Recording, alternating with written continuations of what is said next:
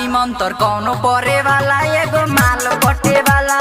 सुख दुख में संगे हमरा जिए मरे वाला एगो माल बटे वाला हमारा पमारी मंतर कौनो परे वाला एगो माल बटे वाला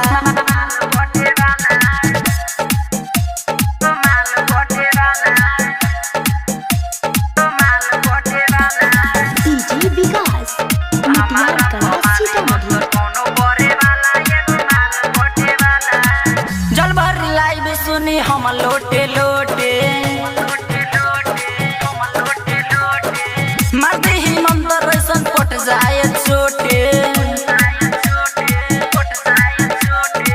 जल भर लाइव सुनी हम लोटे लोटे मर्द ही मंतर ऐसन पट जाए छोटे जिंदगी में हमारा उ खुशी लावे वाला एगो माल बटे वाला सुख दुख में संगे हमरा जिए मरे वाला एगो माल बटे वाला हमारा पमारी मंतर कौनो परे वाला एगो माल बटे वाला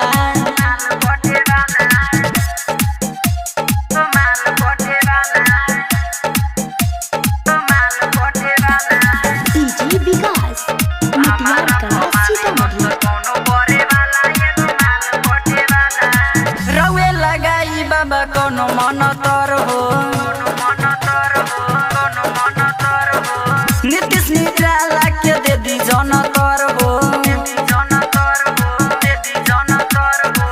रउए लगाई बाबा कोनो मन तर हो